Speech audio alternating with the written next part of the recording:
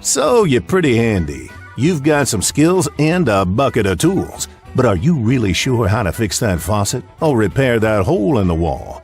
And what would it take to do a remodeling project yourself? If you're unsure, even a little bit, hit the pause button on those projects and take a listen to Contractor John, or you might end up singing the DIY blues. Welcome to the DIY House Medic Podcast. The doctor is in. Welcome. Contractor John here, and yes, the doctor is in, helping you take care of all your home ailments. Hey, big shout out to Roy Worley for that great introduction there. If you need any kind of voice work at all, narrations, intros, outros, RoyWorleyVO.com. I highly recommend Roy. Great guy and does great work. RoyWorleyVO.com. Tell him Contractor John sent you. Today we're going to talk about leaking basements and how you need a system to keep it dry. As always, remember that you can access show notes so you don't have to take notes with everything on this episode. Show notes are available at DIYHousemedic.com. And if you need anything else, hop on over to ContractorJohn.com. Hey, I had a little excitement recently I wanted to talk about before we get into today's topic. I'm the Director of Construction Services at Will County Habitat for Humanity. Will County is one of the collar counties of Chicago. Huge county. And we've been working on this 2-story gut rehab home that was built in 1887. Unbelievable house. We've been working on it for about a year, probably closer to a year and a half, actually. And we finished it up this week, and we handed it off. A Habitat partner family purchased it, and they moved in already, and I couldn't be happier for them. It's a great house, really great project, turned out fantastic. I tell you, when we were gutting this thing, and we gutted it down to the studs, and I mean past the studs in places, it had some structural deficiencies, and we had to bring it up to current code as far as structure went. So we had quite a bit of work in there, and we actually found some active knob and tube wiring up in the upstairs bedrooms. And downstairs, when we were ripping out the lath and plaster, we found the original gas lines for the gas lights that were in the house. It was really an amazing project. These rehabs just, they crank me up. I love them. I absolutely love those big rehab jobs. So I made a video of the entire construction process. It's pretty dramatic. So the link for it, it's on YouTube on my Contractor John YouTube channel, but I'll leave a link for it in the show notes here. Take a couple minutes and watch this video. The transformation of this house is really something. And a quick plug out for Will County Habitat for Humanity. In fact, Habitat for Humanity throughout the United States and worldwide, after we can be with people again, after all this shelter-in-place stuff is done, we're really going to need volunteers to do the work that we've got back it up now. Actually, projects we're planning. In a planning meeting this week, we were planning for this year, obviously, and then 2021 and even 2022. So we'll need a lot of help. So Google Habitat for Humanity and think about volunteering for us. So before we get into this topic for today, too, I wanted to, I'm going back and forth. Should I talk about coronavirus? Should I not? Should I not? So I thought while we're all hunkered down, why don't I take a few minutes and we could talk about some routine maintenance tasks we could do now. In an episode down the road, we're going to dive deeply into house maintenance. So let's run through a short list right now. And in honor of David Letterman, here are the top 10 things you can do around your home during the pandemic.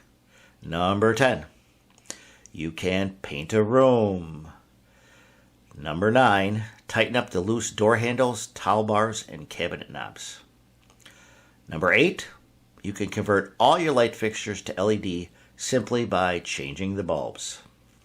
Number 7, change the batteries in all your smoke detectors. And if you don't have smoke detectors, please go buy them, install them. And when you do that, get the combination units, the CO2 and smoke detector units. And while you're changing batteries, don't forget to change battery and thermostat and your garage door keypad. Number 6, recaulk the tub shower units and countertops in your home.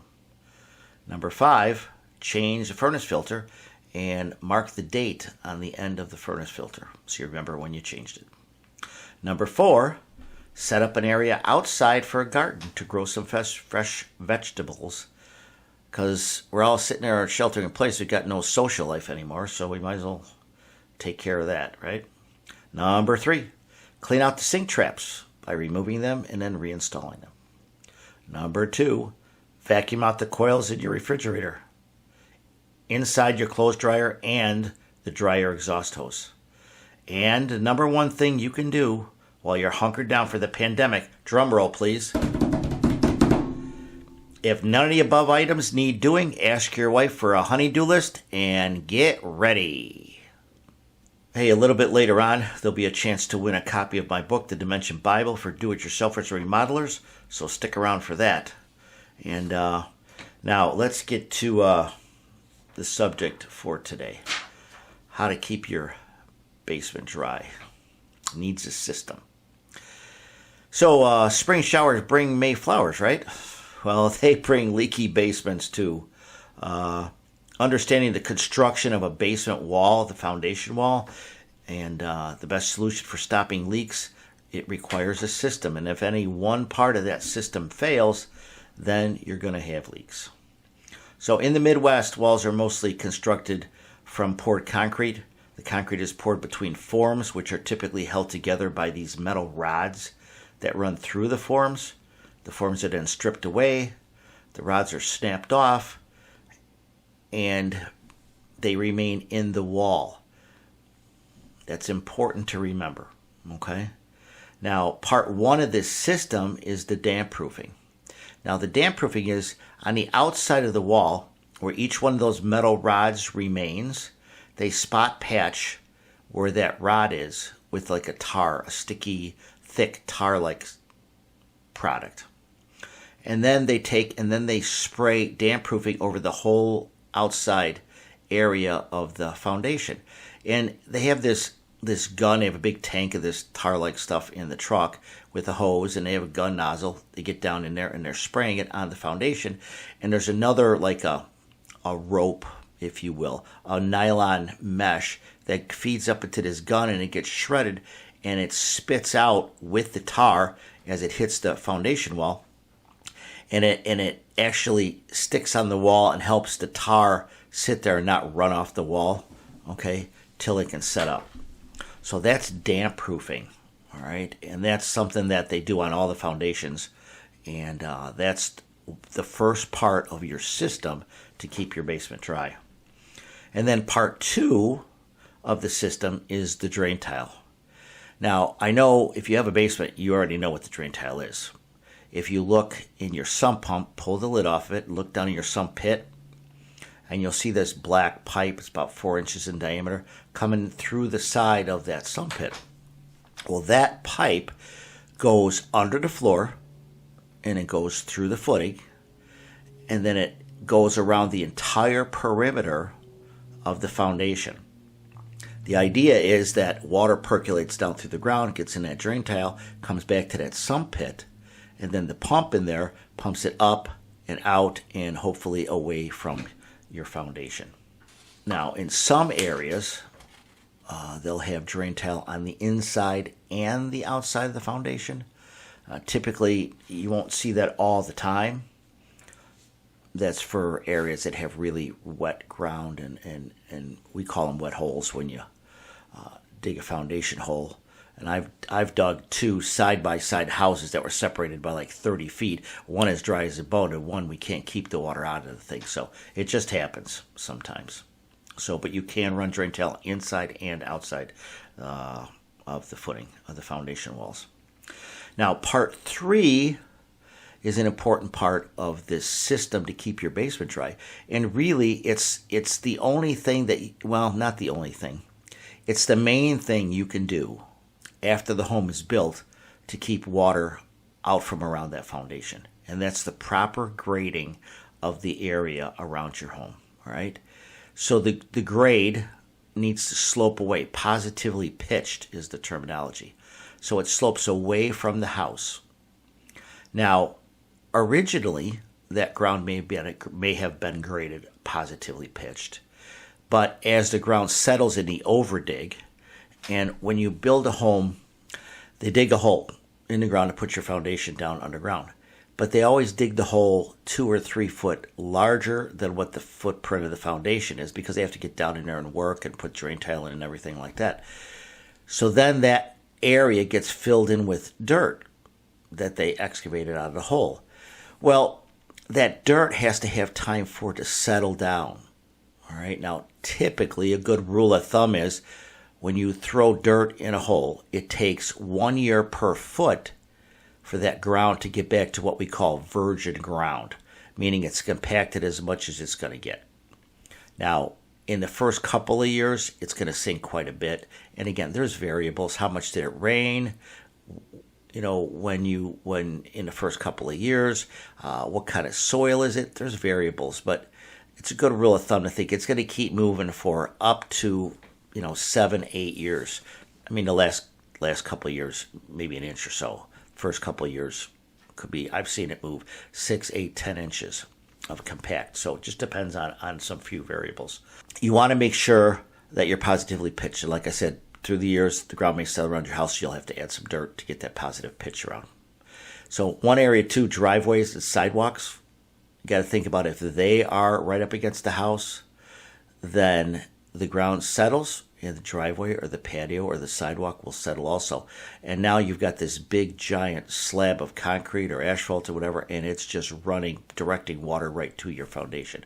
So that's something you want to watch out for too. All right. And there's concrete raising companies out there that can help you do that so you don't have to take the whole thing out. So, all right. Now, a subset of positive pitch and keeping water away from your foundation is the downspouts, and your sump pump discharge. Think about all the water that lands on your roof, goes down the gutters, comes down the downspouts, and where does it go? If it's dropping on the ground right by your foundation, it's going right straight down, and it percolates down through the ground, gets in that drain tile, and then goes to your sump pit, and it pumps it up and out. And if that sump pump discharge is just 6 inches, a foot out from away from your foundation, that water's finding its way right back down to the drain tile, right into the pit, and it's just recirculating the same water over and over again. The object is to get that water away from your home as much as possible. Now, when you're going to move water away from the house with your downspouts or your sump pump discharge, you're going to take that drain tile, that same material that's down underground around your foundation, and you're going to take and dig a trench from your downspout. You're going to go 6, 8 to 10 feet away from your house is best. You're going to lay that drain tile in that trench. You probably dig that trench about maybe 7 inches deep. Lay your drain tile so it pitches again, so that you've got a pitch so water will drain away from the house. Doesn't take a whole lot of pitch, but you want to get it away from the house. If you get a half inch per foot, even a quarter inch per foot, that water's going to run. Okay, that'll give you kind of a good gauge. So when you get by the house, you're going to take the end of the drain tile. You're going to put a elbow coupling on there, so it elbow up, downspout directly into that elbow, and then the water goes in that drain tile, runs it 8 to 10 feet away from the house, and then it's gone. Now, it's okay to connect that downspout directly to, they make a fitting that connects it right to that drain tile. Or you can just dump it in the elbow. That's not going to make any difference. But now it's different with the sump pump discharge. Now, if you notice, your sump pump discharge comes out the side of the house, and then they've got a 90-degree fitting on it generally, and it pushes it right down to the ground. Well, what I want you to do is I want you to take your drain towel, bring it over there, put the elbow on it. But where that pipe comes down out of the sump pump discharge, I want you to leave a minimum of 2 inches. 3 to 4 inches is better. Of space between the end of the sump pump discharge pipe and the drain towel. I want a physical space. I want a physical air gap between the sump pump discharge, the end of that pipe, and the drain towel. And the reason for that is I don't want a pipe solid, because in the wintertime, and I know your sump doesn't run a lot in the winter, but it can run in the early winter and the late winter, typically not in the dead of winter, but I don't want to take a chance here. So if you pipe it solid, then what happens if that pipe freezes? The pump's pumping, and it can't push the water anywhere because everything's frozen, and it'll either burn out your pump or it'll build up pressure and break that check valve.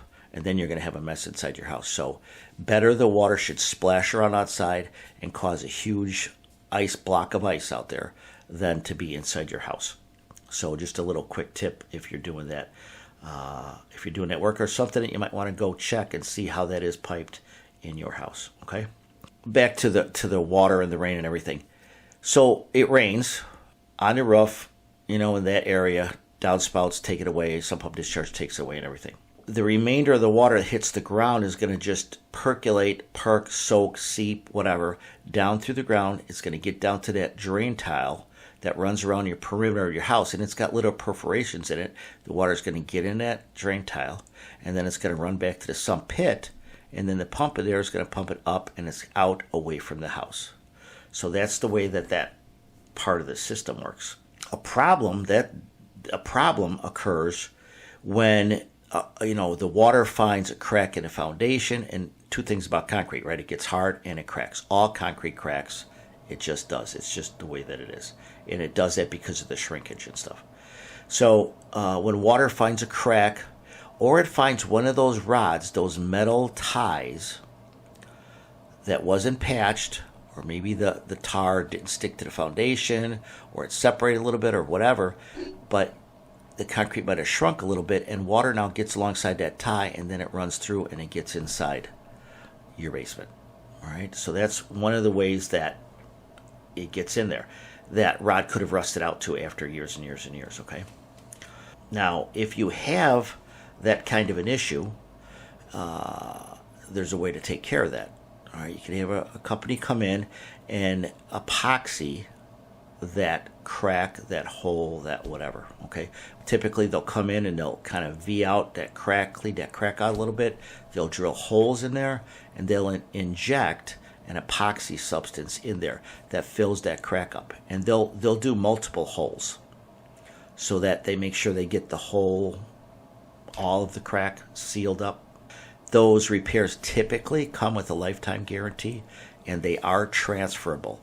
So if you're having someone do that in your home, make sure that you check with them before they do the work that it is guaranteed for the lifetime, and it is a transferable warranty, because we all know if you sell your house and the basement leaks, you have to claim it.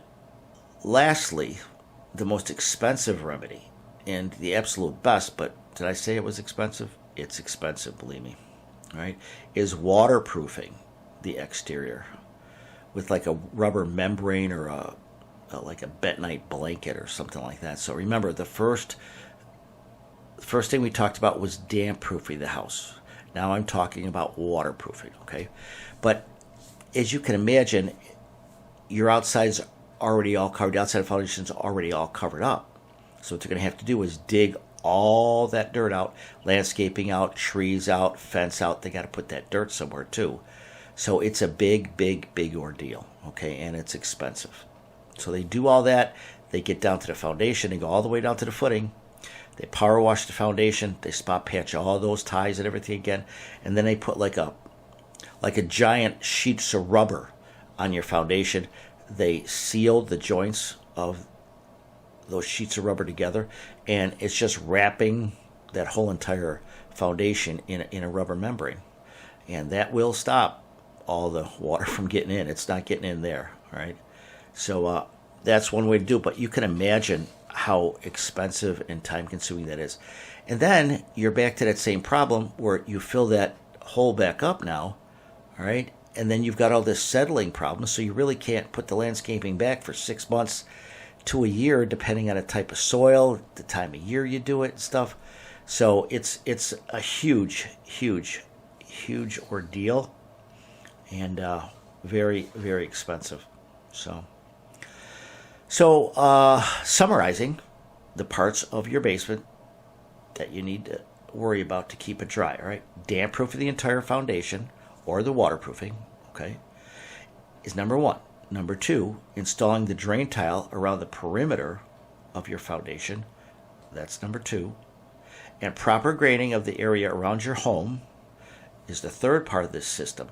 And a subset of that is moving the water away from the foundation with drain tile and stuff from your gutters and downspouts and getting that all the way from your house. So there you have it. If you have any questions about this, hop on over to the Facebook page, the Contractor John Facebook page. Post them there. The comments, pictures are always welcome. So just go ahead and do that, and I'll try to get back to you as soon as I can with an answer to your problem or comment. All right. So one of the things I promised earlier is we're going to give one of the books away, and we're going to do that right now. One thing, silly thing that sticks in my head is I love old movies, and movie lines, movie trivia tends to stick in my head. So I'm going to use this for the giveaway today. So, all right, the first person to post on the Contractor John Facebook page the answer to this will win a copy of my book, The Dimension Bible for Do-It-Yourselfers and Remodelers. All right. In the movie Cool Hand Luke, why was Luke in prison? Now, not generally, but specifically, why was Luke in prison? First person, post the answer, the correct answer, wins a copy of my book. All right.